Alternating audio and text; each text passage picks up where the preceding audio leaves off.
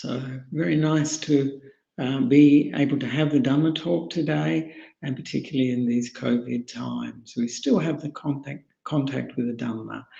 And this morning I'd like to dedicate this talk to the Venerable Jnana Ramata Mahatera. He's a German monk who passed away due to COVID, so it's quite topical, in Sri Lanka on the 1st of January, so only last week. And he was 80 years old, which of course, same as the Buddha, same age as the Buddha passed away. And I knew him for 11 years, having met him in 2010. And I was requested to give a recollection for his life for the 7-day death anniversary, which was yesterday in Sri Lanka. So if you wish to read that recollection that I wrote, or watch the 7-day death anniversary ceremony, which was held yesterday in Sri Lanka, you can do that by looking at the live chat with this broadcast. One of the reflections on at the 7-day death anniversary is in English, but most of it is in Sinhala. And it was given by Venerable Gutasila, a New Zealand monk who helped write the recollection and had known Venerable Jnana Ramata since 1979, so it's quite a long time. So I'd like to begin the talk, as I often do, with a quote from the Buddha. "Driven only by fear do people go to many refuges, to mountains, forests, parks, trees and shrines. None of these is a secure refuge. None is a supreme refuge. Not by going to such a refuge is one released from all suffering." So that's a quote from the Dhammapada, and of course it gives the theme for the talk today, which is of course about refuge. And this talk will actually be more of a general talk about refuge, what it is, and why we take refuge,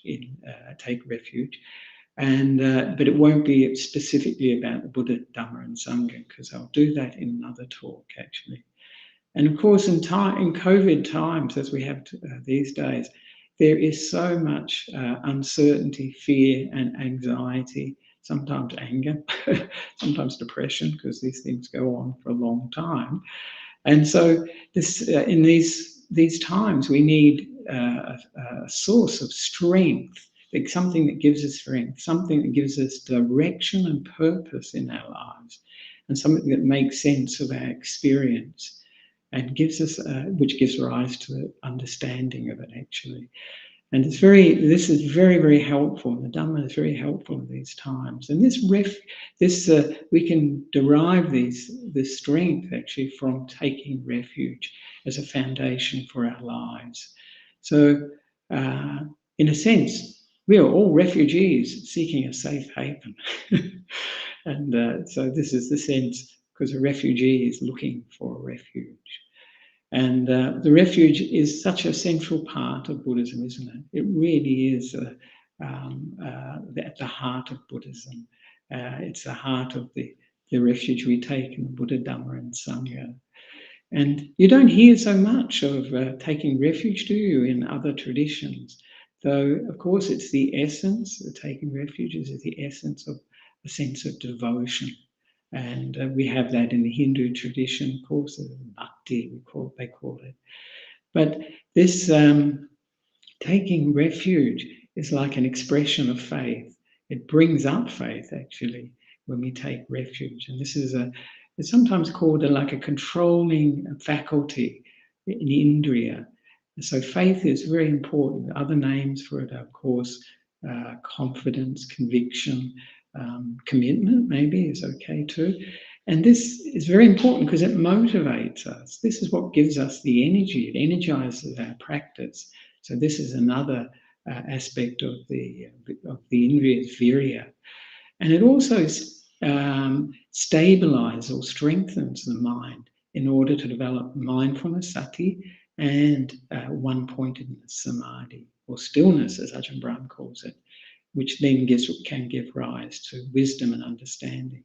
So it's really an important aspect, this taking refuge, because it not only, you can see that it energizes us in other words, we can look at it looking at, it energizes us to develop dana, giving, sharing, and to keep ethical conduct of body, speech, and mind. Of course, that's important, and to develop the mind, bhavana. But in essence, it's the energy source, isn't it, for the Noble Eightfold Path, practicing the Noble Eightfold Path. And at a very practical level, I mean, this is very mundane level, I suppose you say, it's membership of the Buddhist community. It makes one a Buddhist. Of course, this is something that's totally our choice. I think that's an important thing to emphasize. But it reminds me of a saying from Groucho Marx, that famous comedian, American comedian. He said, "I wouldn't want to join any club that would have me as a member." I hope you don't feel like that. But of course, in the West too, many people don't like labels. They don't like to be labelled, so they may not wish to identify as necessarily being Buddhist, though their practice may be.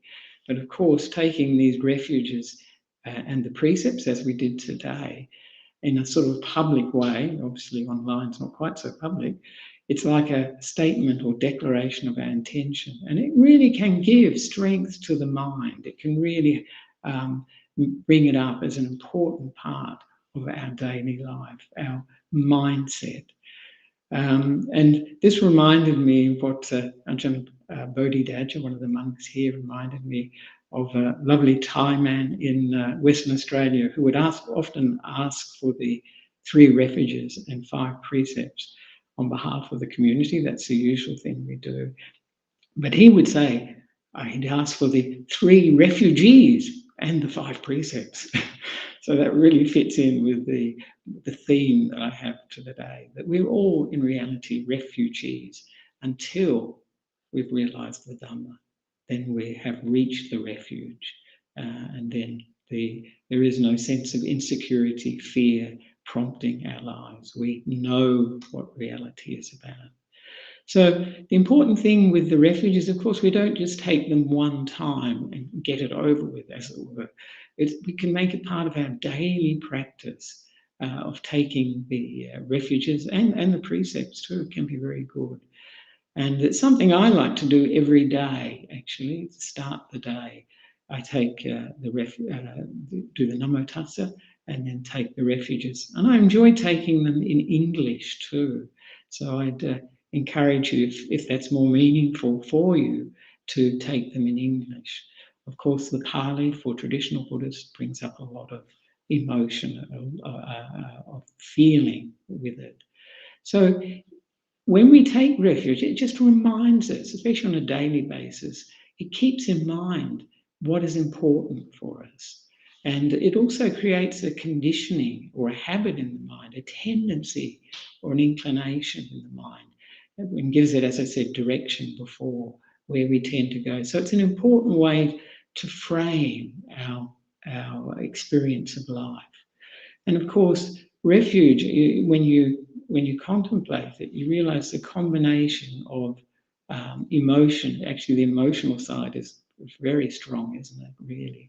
Because it's the emotion of faith or confidence, saddha, we call it in Pali.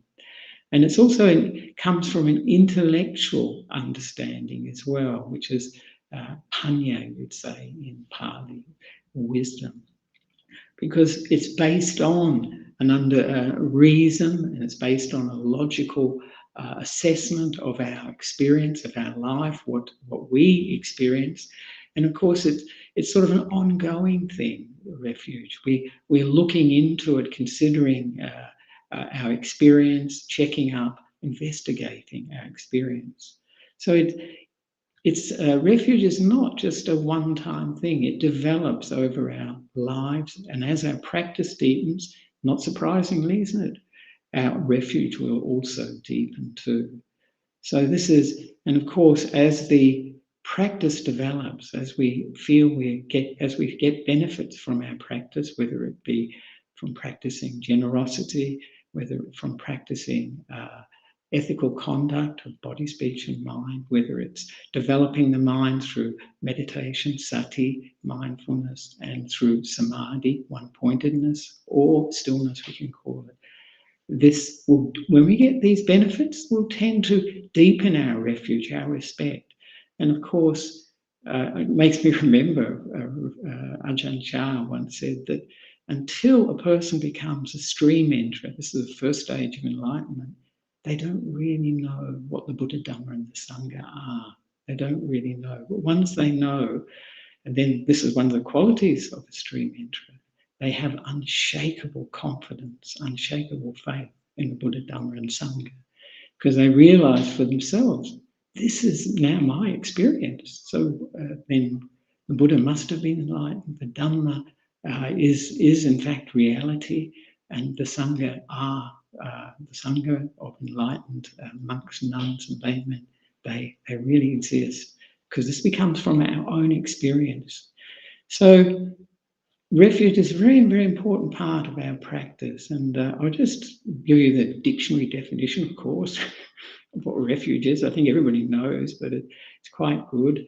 It's defined as a shelter or protection, as from weather or danger, and it can be any place, person, action, or thing that offers, and this is an important thing, or appears to offer protection, help, or relief.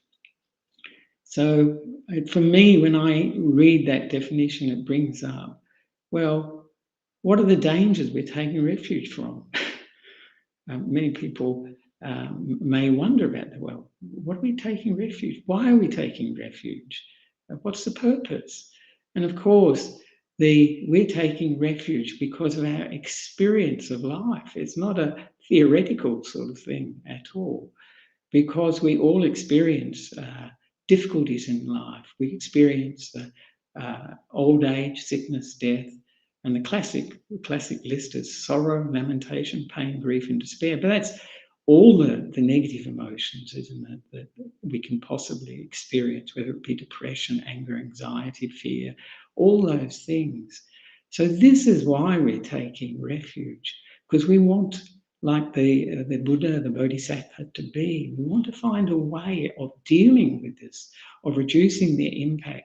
And for the Bodhisattva, it was to overcome these things, go beyond them, to go beyond the unsatisfactoriness or suffering of life, that life is always got these mental and physical problems, whether it be the physical aspect related to the body, as I mentioned, old age, sickness, and death. They're a very important motivator for the Bodhisattva in his search, his noble search. But also the mental problems that we experience, and mental difficulties we experience in our lives. And that is what the Dhamma can overcome. The body, it will always have the nature of the body. And all bodies have to, if they live long enough, they will get old, they'll get sick and pass away. But the mind, now that's another thing altogether. And so this is not a really theoretical reason that we take refuge. It is really very strong, driven by experience, very strong experience sometimes, isn't it? You know, some things like stress in our lives, whether it be at work, school, or home, the anxiety, fear, depression, anger we may experience from, you know, this COVID, the current COVID situation. And of course, you know, from a Buddhist perspective, it is this repeated rebirths that we're going to go through as well too. It's not just one time, but we need wisdom to see that. So the Bodhisattva, he found the solution, didn't he, really, to the end of all suffering. And that was, of course, Nibbana. And so this is where all Buddhists are aiming at, whether immediately or later down the track, often as that's the case. And of course, the refuge too is taking refuge in the Dhamma because of the danger of misunderstanding reality. This is what's actually causing a lot of our suffering, actually, is really misunderstanding what reality is about. And it's coming, of course, we know in the Buddhist terms, from ignorance, avijja, delusion, moha, and wrong view, which is micca ditthi. And these lead to the distortions of perceptions. We suffer when we expect things to be permanent, to last, and when they change and when they're unreliable, not dependable, and uncertain, it gives rise to this insecurity, which we very much as the experience of COVID in the last 2 years. So this understanding of impermanence is really central to understanding reality, as is dukkha, I just mentioned, unsatisfactoriness, and another translation, of course, suffering or imperfection, I quite like. If we understand that, it reduces our difficulties in life a great deal, and it can lead to the end of all suffering. Because we understand that desire, the central understanding, is pretty radical actually. The central understanding of the Four Noble Truths is that desire doesn't lead to fulfillment. We just get more and more desire. It just makes us, like the simile of it, just makes us more thirsty, like drinking salt water. We want more of it. And in essence, if it becomes very severe, it becomes addiction.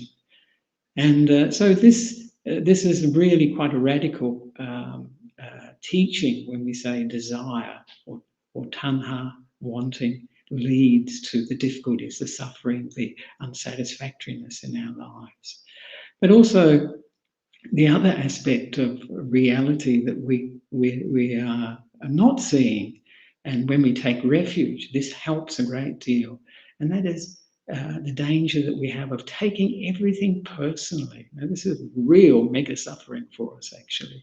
Everything, what people say to us, the way they look at us sometimes, we feel, it's something about us, and it's this personal, taking everything from a personal stance, not realizing that reality is that this person that I see, myself, other people, is just a body and a mind. It's a process. It's a process, not a person that's there. Of course, this is the teaching of anatta. And of course, the other thing that the refuges are protecting us from, the danger of making bad karma through our actions of body, speech, and mind. And this is, some people may say, well, that's not too bad, but you don't get the immediate results, but sometimes people do get the immediate results of their bad actions of body, speech, and mind, as in the cases where we say something quite hurtful or nasty, and then the person reacts immediately, and there are consequences. So if we keep good ethical conduct of body, speech, and mind, then it will lead to happiness for sure here. It will lead to a less complicated life. It will lead to a less of a melodrama in our lives. And it will lead to, as I say, this happiness here and now. And of course, the Buddha says, and in future lives too. And of course, goes hand in hand with that, isn't it? Really is. This refuge is also protecting us from the danger of a bad rebirth. Because of our actions, we can take a bad rebirth. And of course, bad rebirths in Buddhist sense is anything below the human world, human realm. So as animals or ghosts or even hell beings. And often, I think it's well worth reflecting too, what do I usually take refuge in? What do I usually take refuge in? It's really, for me, I think, reflecting on where do I usually seek happiness, safety, security, protection and help. And of course, the short answer in Buddhism is, and the Buddhist teaching is our attachments, upadana. These are the things that we seek happiness from. These are the things that we turn to in difficult times. And just using the definition from the dictionary, of taking refuge in people, places, things, and activities, this is a very broad way of looking at it. But of course, the refuge in people, we all know that so much of the meaning of life, our security and safety is invested in relationships. Relationships are a big part of life, and they're a big part of our security blanket, aren't they? But also we do take refuge in teachers, whether they be secular teachers or spiritual teachers.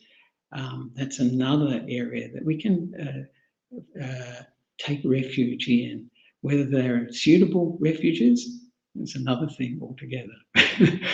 And of course, one of the biggest refuges, isn't it, in terms of people, in a sense, people, is taking refuge in God. And this is what the theistic religions do. Whether it be Islam, Judaism, or Christianity, they're taking refuge in God. So this is a very, very important refuge for many people. And other people too take refuge in people like artists, singers, actors, all these sorts of people. And it's in a sense often a refuge in, especially art, in beauty, taking a refuge in beauty. But these, again, whether these people are suitable refuges is a debatable thing. It will depend on their conduct, their wisdom, all those things. And the other refuges people take, don't they, are in politicians. We've seen that over history, and even sports stars. And we see that very, very currently with a tennis player who's in detention, who's in quarantine, I should say, in Melbourne at present. And so these are some of the people we can take refuge in. And places, people like to take refuge in places, traveling to beautiful places. It's not possible now so much, is it? Except within Australia. And people, I think, in more than any other time before, are really discovering Australia because they can't go overseas that easily.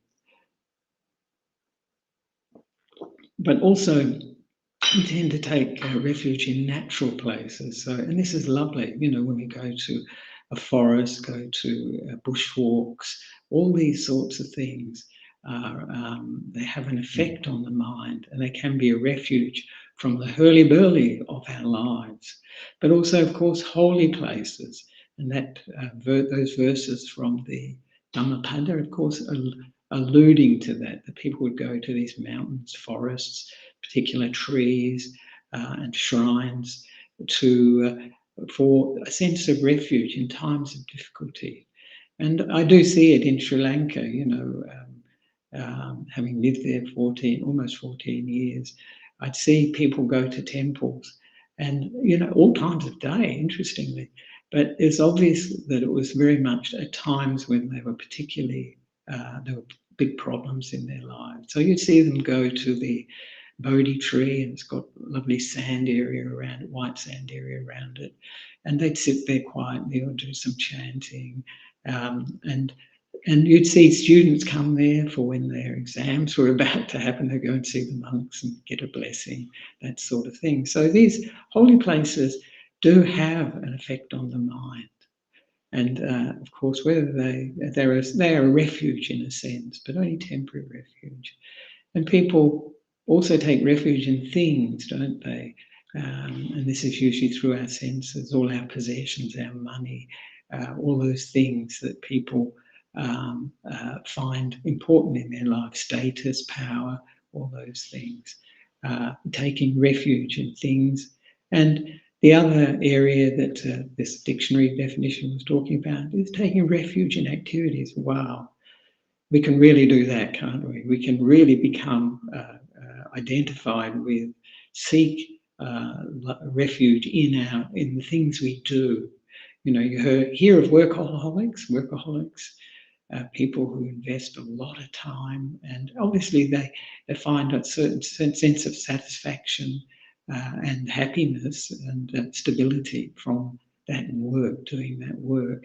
And you can get it from many different other activities like Gambling is a negative one, betting on horse races.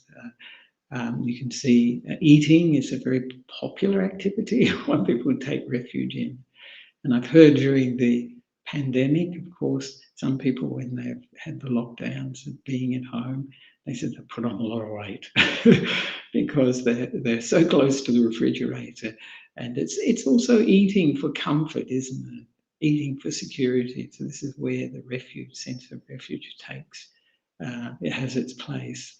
And of course, drinking, whether it be, it's often drinking, alcohol and things like that, or taking drugs. These are all activities that people take refuge in. Sport is a really big one here in Australia. As I mentioned, the tennis with Novak Djokovic. Yeah, I think I got it wrong. And tennis and also the cricket, all these things. Whatever it be, sport is a universally popular thing. But the Buddha's analysis, of course, goes far deeper than that dictionary definition. And he's looking at our attachments in terms of our sense pleasures, in terms of 4 areas: our sense pleasures, a sense of self, our views, and also in terms of rites and rituals. And that's looking at it in a much deeper way. How we, with sense pleasures, we get caught up with appearances, how we look, and how others look. And to me, one of the symbols of this, actually quite strong symbols, is the selfie. These days the selfie is so, people take so many because it's for the social media, and we've got to look good, and that, in a sense, becomes part of our sense of being okay if we look good. And interestingly, sights, in terms of sights and sounds, really on the internet, they have a new term I was told about recently called clickbait, which means that when you see something, then you click on it. And often this is the reason for clicking on something is because it's very attractive. Either it's a very attractive looking site or whatever, or a very attractive person. And so much of advertising is built on this principle. So we see something attractive and we immediately click on it. So it's like a hook that draws us in. And, there's a whole lot of things that's included in sites, and all the, the people in our lives, the things in our houses, etc. And there's also, music, sounds, of course. This is another part of the analysis of attachment. We get very attached to music, particular types of music, particular singers. When I was young, some of these singers were almost like gurus. And also we liked, talking, whether it be verbally or on the internet through messaging. And of course, a biggie of attachments and refuge, in a sense, is our favourite foods, tastes. As I say, we eat for comfort, we eat for pleasure, but we also eat for security. And it can lead, of course, those sorts of things can lead to health problems, can't they? Obesity, diabetes, alcohol addiction and drug addiction, those things. Yeah. We also smells, experience of smells. We're often attracted to perfumes, incense and flowers, those sorts of things, which cover up the unpleasant smells, for one thing. Yeah. And so smell is a very important aspect of our experience that we can get attached to. But of course, the attachment to touches is the body. Our attachment to the body is so strong. Because it's a vehicle for our experience, it really is one of the foremost attachments, looking for comfort for the body. It's so difficult to get it just right, isn't it? Not too hot, not too cold, all those things. And also it's a vehicle for our sexual relationships, for the sport that people like to play, gym, exercises, so many things. The whole of our lives are actually, if you look at it in depth, is centered around the body. But the Buddha, he said one of our big attachments also is to self. I, me, and mine is really the one of the big things that we take refuge in. And of course, it's a liability. It just makes us more vulnerable, isolated, and alienated from others, doesn't it? It's really not something to treasure and to see that think of as a refuge. And it comes from when we identify with our bodies and our minds as like we think we're the owners. And of course, other things that build up a sense of self, who we are our likes and dislikes. I remember that very much, the sort of music I liked, and my friends all liked the same music, that sort of thing. Politics is very much the same, isn't it, too, these days, with a lot of division in society. People tend to have the friends that they have got similar views, political views. And of course, there's our cultural identification with being, Australian, Sri Lankan, or whatever. And more basic than that really is our identification with our gender, whether we're male, female, or other these days.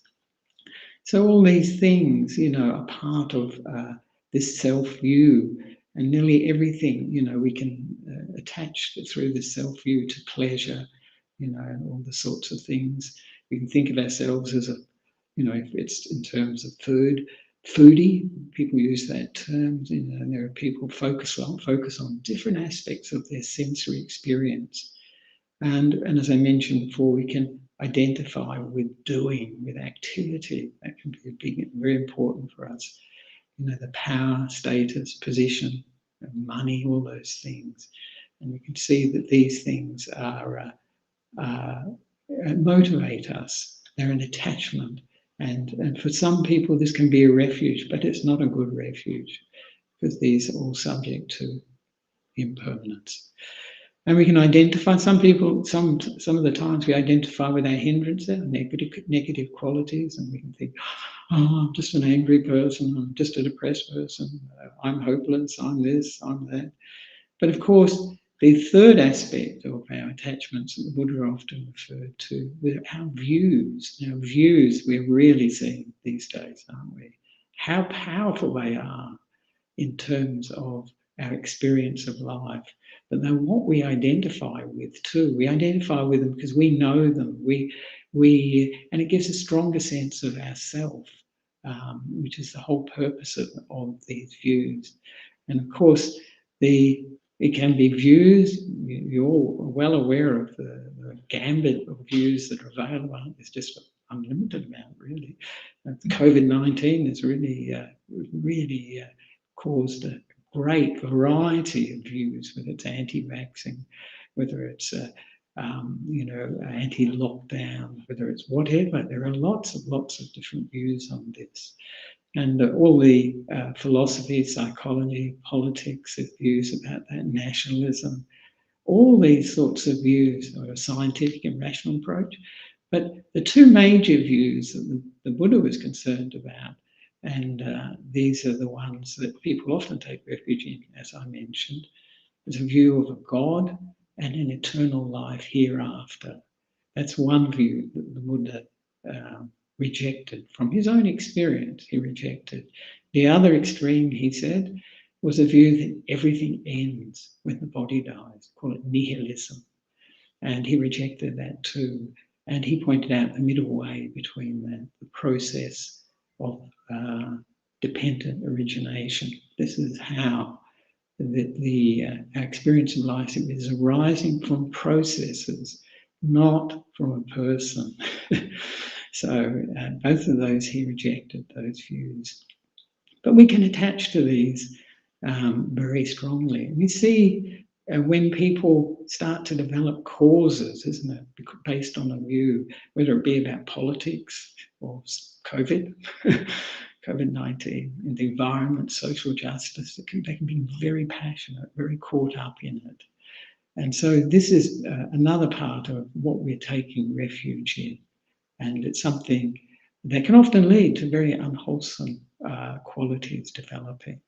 And the last one that the Buddha mentioned was rites and rituals. And these are activities that we think are going to bring enlightenment, awakening for us. And there were some really classic ones at the time of the Buddha. Two spiritual practitioners who were behaving like dogs, and one was behaving like a dog and the other was behaving like an ox. And for them, they thought this would bring moksha, this would bring release, this would bring awakening. My goodness, it's an unusual idea, isn't it? And they were a bit shocked when the Buddha pointed out to them the results of their practice would actually be rebirth as a dog or an ox, definitely as an animal. So this rites and rituals we can more generalize more to routines and schedules, and they give us a feeling of comfort, reassurance, security. We've got a context for our life, and we're part of a tradition. And of course, we can take precepts in exactly the same way. You know, and they are not as a meaningful activity. So we're looking more at what are worthwhile refuges. And of course, these are not external refuges, internal refuges, because they're not safe refuges, these things. And we can't really own them. They're only temporary. And we can't take them with us. That's the usual expression, isn't it? And so they're subject to change and insecurity. They're always going to be unsatisfactory, those refuges, those attachments that I mentioned, because they're imperfect. They can't completely fulfill us. And they're non-self. It's a process. It's nothing personal. And when we have these attachments, we expect too much from them. We expect them to fulfill us. And it creates this unrealistic pressure in our life. And the result? Disappointment often. And attachments don't lead us to going. These attachments don't lead us to going beyond suffering, to the end of all suffering, or to awakening. So we can ask what are worthwhile refuges. And of course, first of all, are our bodies a refuge? And as I mentioned before, they're in reality, they're a liability. They're subjects to, as for all bodies, to old age, sickness and death. So the next area we can look at is, can our minds be a refuge? And of course, this is an area where we can take shelter from an uncertain world. This is where there is an internal refuge. We can take an internal refuge. Of course, for many people in times of COVID, during the lockdowns, their minds are actually like a prison for them because they're not developed those minds, they're not developed those qualities, not developed those wisdom that make the mind a refuge.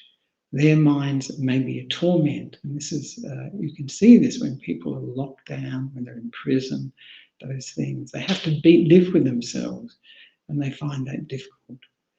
But I would like to quote from the Buddha when he said, monks, dwell with yourselves as an island, with yourselves as a refuge, with no other refuge, with the Dhamma as an island, with the Dhamma as a refuge, with no other refuge.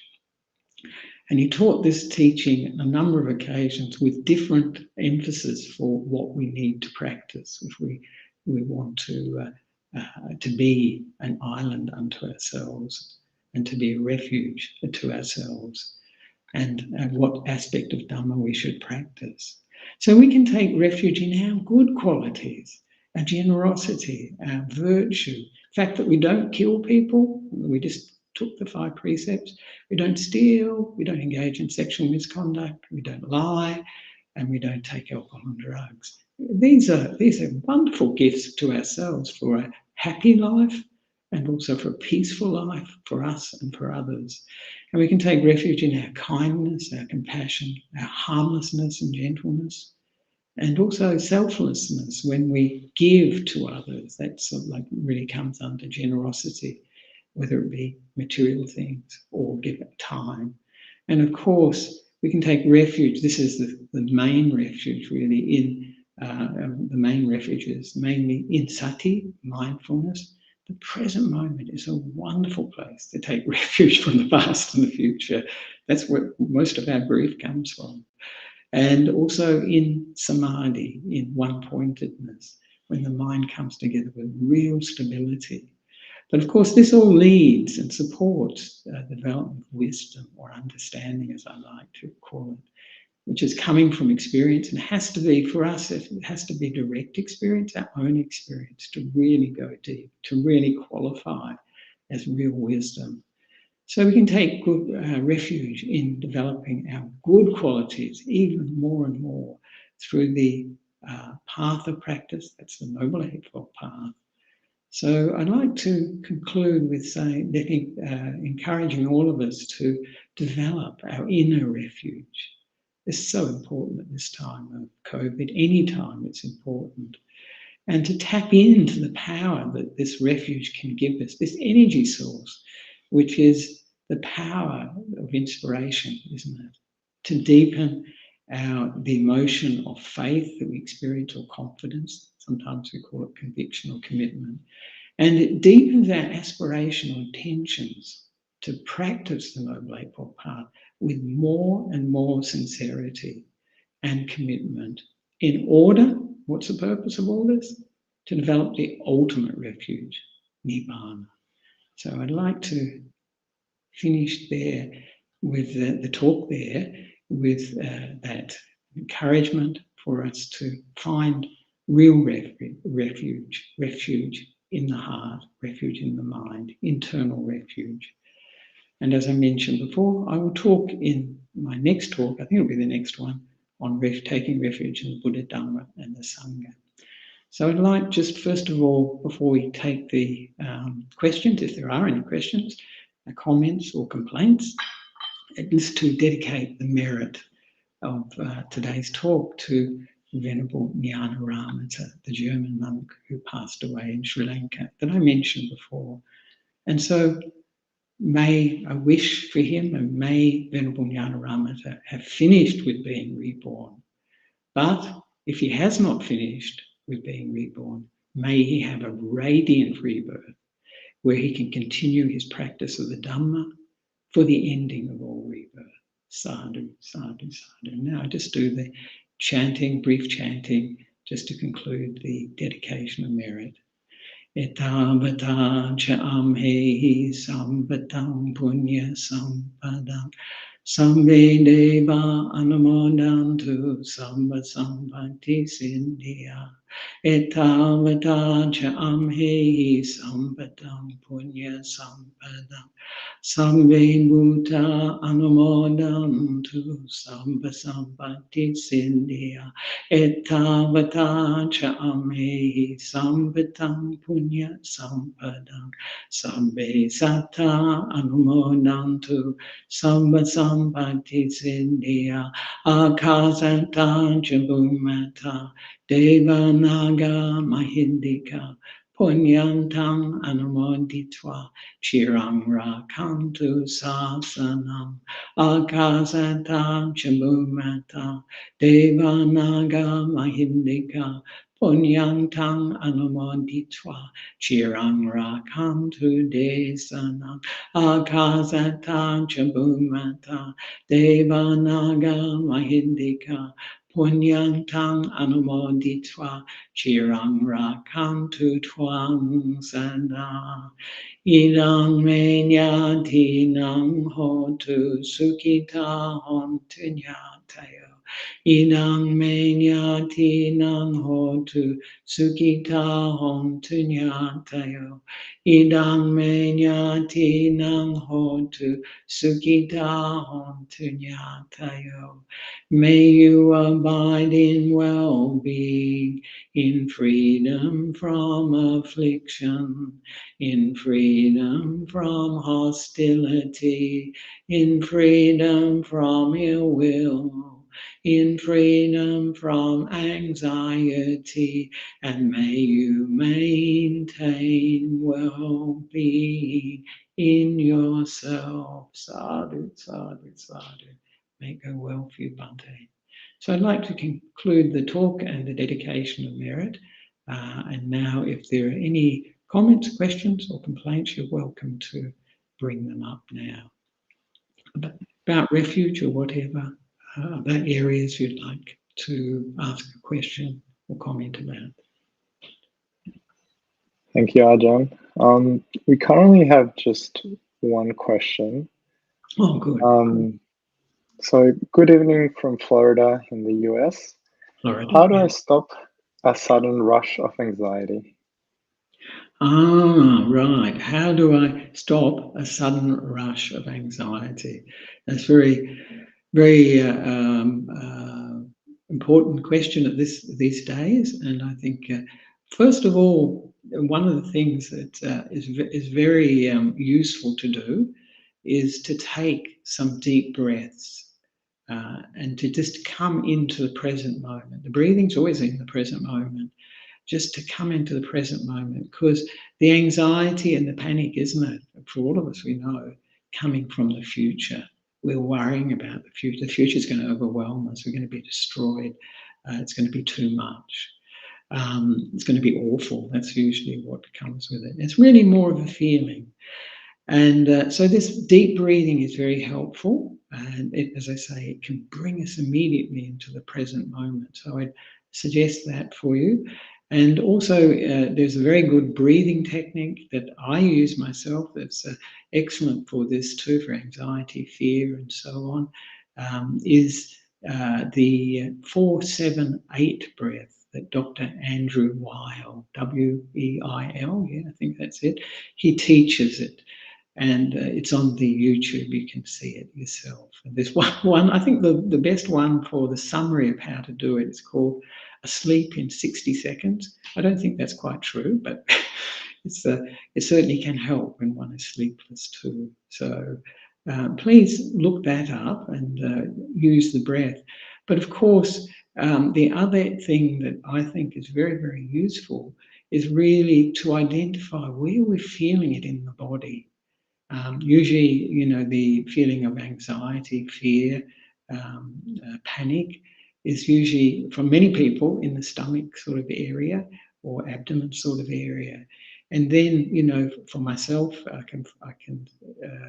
often would use in that case breathing in metta and breathing it to that area, breathing this metta, this kindness, this sense of soothing, of caring. If you can bring up an emotion, a feeling like that, and then give it to that area, it can make a dramatic difference to that experience.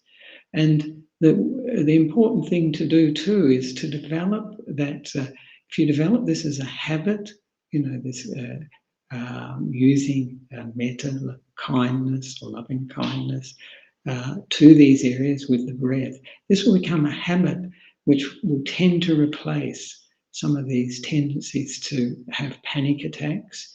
You can see, I think anybody that has experienced these, I know of practitioners that have, they can be very, very distressing, and they have a really regular pattern. Often it's 2 or 3 in the morning that people get these panic attacks. Can happen anytime really, but I've heard of people having them at that time.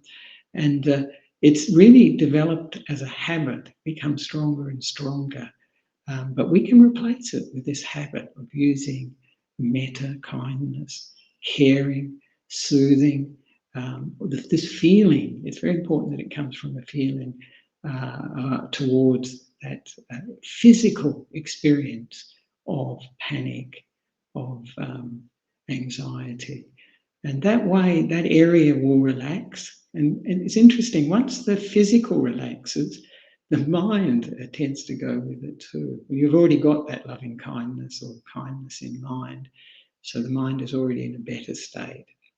But it turns into quite a powerful way to deal with anxiety and panic in an effective way. So I hope that helps you. The present moment is our refuge, really. I mentioned it in the talk, but it is an important refuge because it's a safe place from the past and the future. The past is gone, can't do anything about it. The future, it's really unsure. We don't know really, even though, we can futurize and we can have terrible scenarios of how it's going to be. I mean, just experience reflection, isn't it? Is how often those anxious thoughts of how it's going to be, how overwhelming, turn out to be completely wrong, completely different from the reality. And it's good to have that in mind. That can help a bit. But really the feeling level is what we need to access. So this kindness, soothing, caring, very important for relaxing that anxiety, letting go of it. No, giving us the feeling we're safe. And we are safe when we have that quality in the mind. And it's the fear, the anxiety, the panic that's making us suffer and feel this incredible distress and alarm. So I wish you well for trying those different approaches to dealing with panic. So thank you very much, Ignacio. I don't know if there's anyone else. Thank you, Ajahn. There's currently no more questions, so yeah, I think we should be good.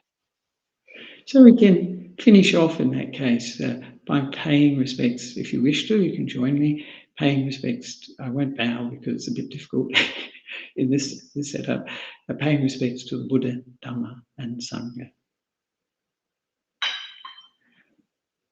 Arahang Samma Sambuddho Bhagava Buddhang Bhagavantam Abhivademi Swakato Bhagavata Dhammo Dhammam Namasami Supatipanno Bhagavato Sawaka Sangho Sangham Namami. Sadhu, sadhu, sadhu, sadhu.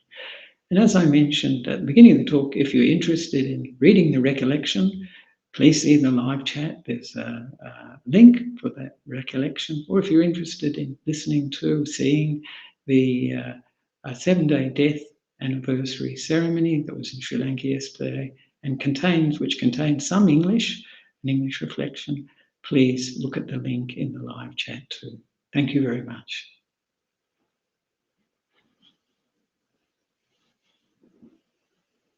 Good. That's great.